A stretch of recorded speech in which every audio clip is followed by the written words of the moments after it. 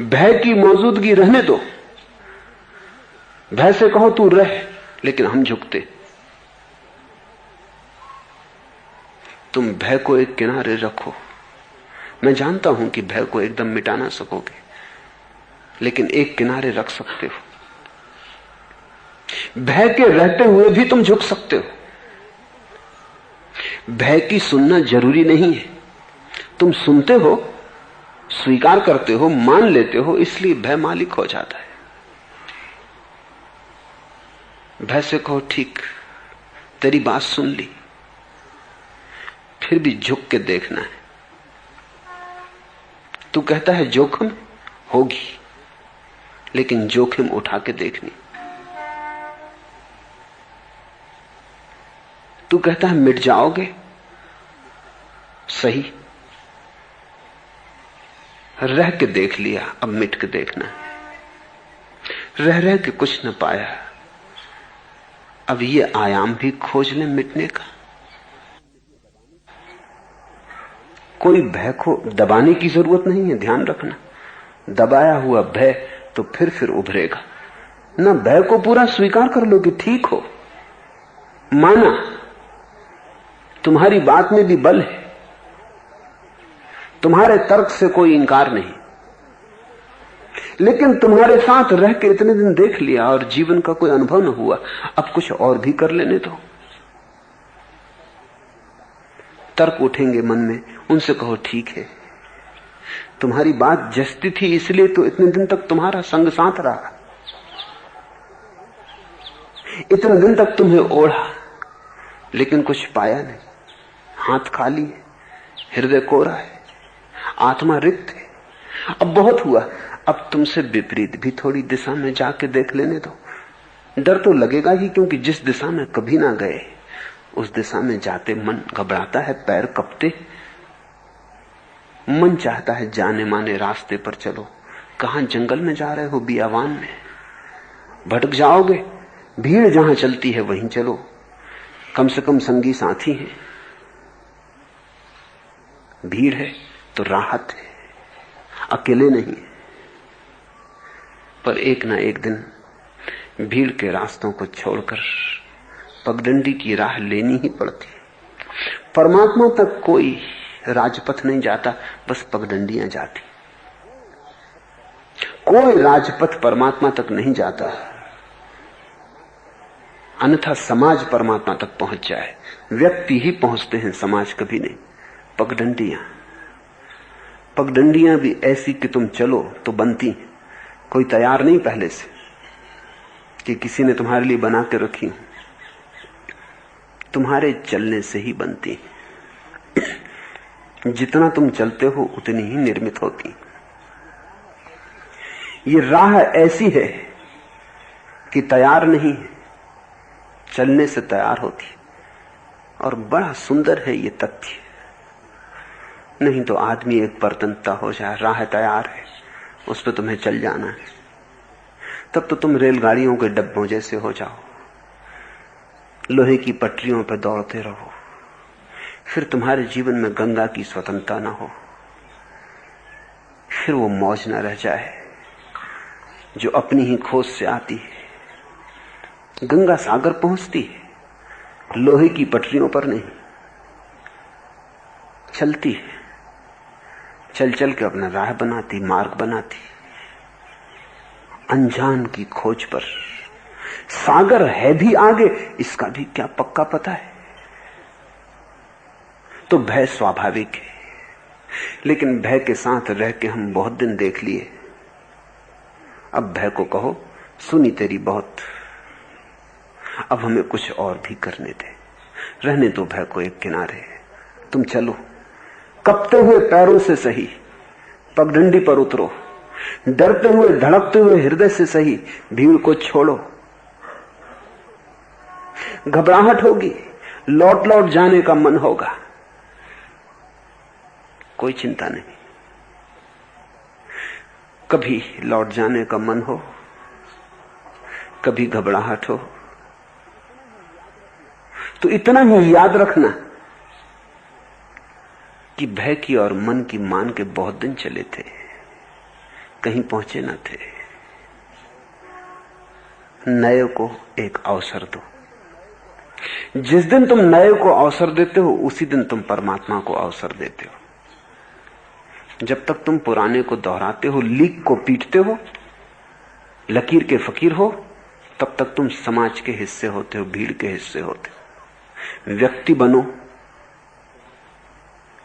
अकेले का साहस जुटाओ, और सबसे बड़ा साहस यही है, इस तथ्य को स्वीकार कर लेना कि मैं इस विराट का अंश हूं, अलग थलग नहीं, द्वीप नहीं, इस पूरे विराट का एक अंश हूं। मैं नहीं हूं, अस्तित्व है। यही तो भक्ति की सारी व्यवस्था है कि भक्त खो जाए भगवान में, कि भगवान खो जाए भक्त में, कि एक ही बचे, दो न रह जाएं।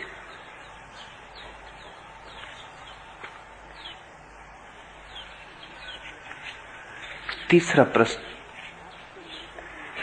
आपसे मिलकर भी यदि हमारा उद्धार न हुआ तब तो शायद असंभव ही है।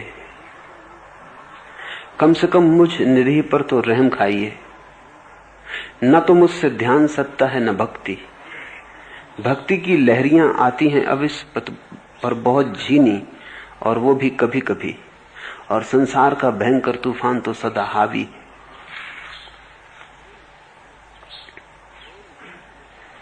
ध्यान साधना होता है, भक्ति साधनी नहीं होती। भक्ति की जो छोटी छोटी लहरियां आ रही हैं उनमें डूबो, उनमें रस लो। तुम्हारे डूबने से लहरें बड़ी होने लगेंगी। दूर किनारे पे मत बैठे रहो, अन्यथा लहरें आएंगी और खो जाएंगी और तुम अछूते रह जाओगे। उतरो, लहरों को तुम्हारे तन प्राण पर फैलने दो। अगर छोटी छोटी लहरें आ रही हैं तो भरोसा रखो, लहरों में सागर ही आया है। छोटी से छोटी लहर में विराट से विराट सागर छिपा है। ध्यान साधना पड़ता है, ध्यान साधना है। भक्ति साधना नहीं है, उपासना है। भेद समझ लो। साधना का अर्थ है तुम्हें कुछ करना है, उपासना का अर्थ है तुम्हें सिर्फ परमात्मा को मौका देना है। साधना में तुम्हें चेष्टा करनी पड़ती है, उपासना में तुम बेसहारा होकर अपने को परमात्मा पे छोड़ देते हो। तुम कहते हो अब जो तेरी मर्जी, अब तू जैसे रखे, अब तू जो करवाए, डुबाए तो वही किनारा।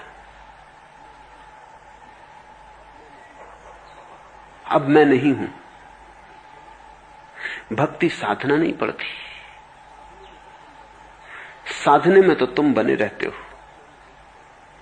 उपासना में तुम खो जाते हो। तुम जैसे जैसे पास आते हो, उपासना शब्द का अर्थ है परमात्मा के पास आना, उपआसन, उसके पास बैठना।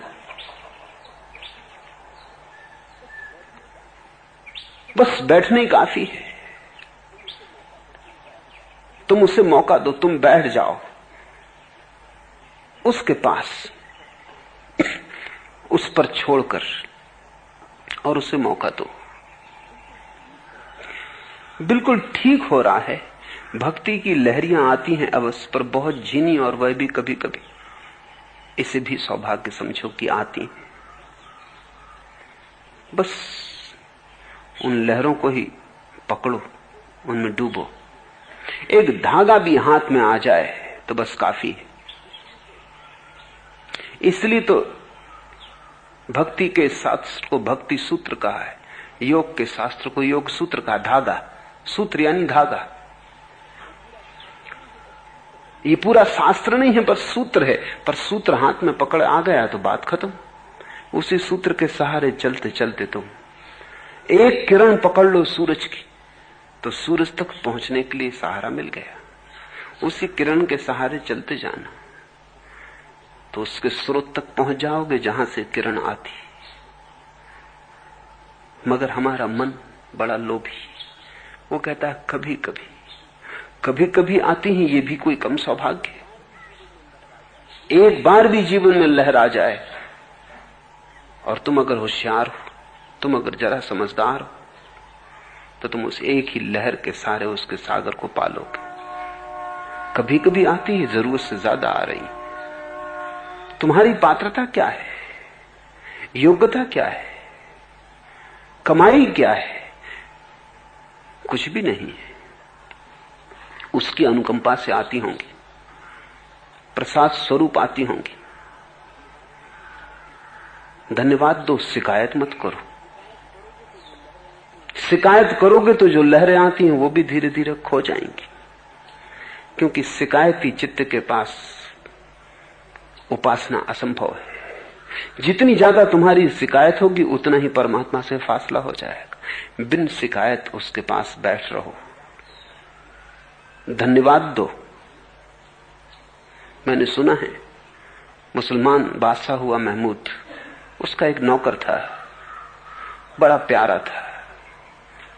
इतना उससे प्रेम था उस नौकर के और उस नौकर की भक्ति भाव से, उसके अनन्य समर्पण से, कि महमूद उसे अपने कमरे में ही सुलाता था।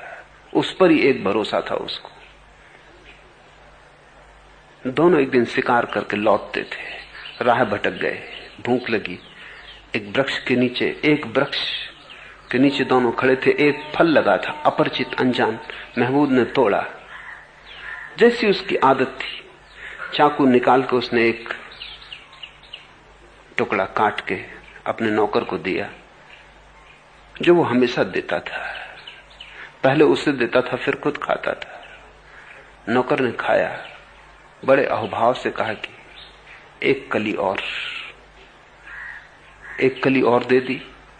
उसने फिर कहा एक कली और। तो 3 हिस्से तो वो ले चुका, एक हिस्सा ही बचा। महमूद ने कहा एक मुझे छोड़, पर उसने कहा कि नहीं मालिक, ये फल तो पूरा ही मैं खाऊंगा। महमूद को भी जिज्ञासा बढ़ी कि इतना मधुर फल है, ऐसा इसने कभी आग्रह नहीं किया। तो वो छीना झपट की होने लगी, लेकिन नौकर ने छीन ही लिया उसके हाथ से। उसने कहा रुक, अभी जरूरत से ज्यादा हो गई बात। 3 हिस्से तू खा चुका है, एक ही फल है वृक्ष पर। मैं भी भूखा हूं और मेरे मन में भी जिज्ञासा उठती कि इतना तो तूने कभी किसी चीज के लिए मांग नहीं की, ये मुझे दे दे वापस। नौकर ने कहा मालिक मत ले, मुझे खा लेने दे। पर महमूद न माना तो उसे देना पड़ा। उसने चखा तो वो तो जहर था। ऐसी कड़वी चीज उसने अपने जीवन में कभी चखी ही ना थी। उसने कहा पागल, ये तो जहर है, तूने कहा क्यों नहीं? तो उसने कहा कि जिन हाथों से इसने स्वादिष्ट फल मिले, उन हाथों से एक कड़वे फल की क्या शिकायत।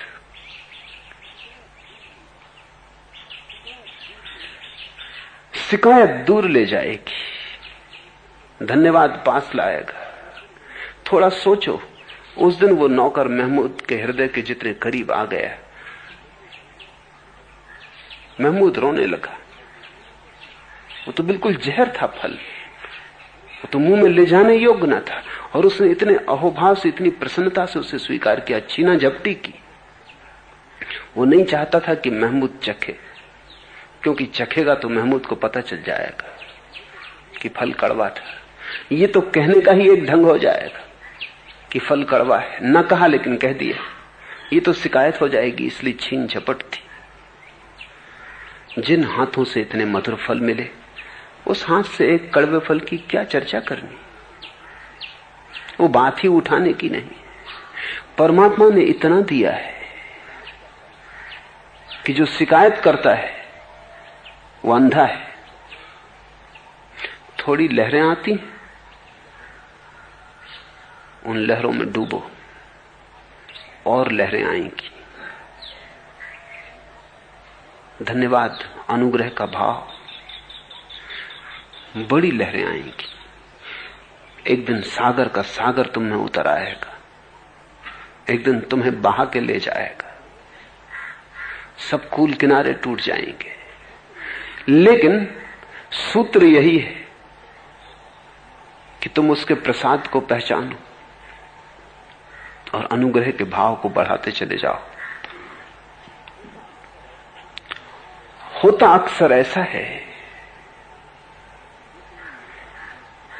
कि जो तुम्हें मिलता है तुम उसके प्रति अंधे हो जाते हो।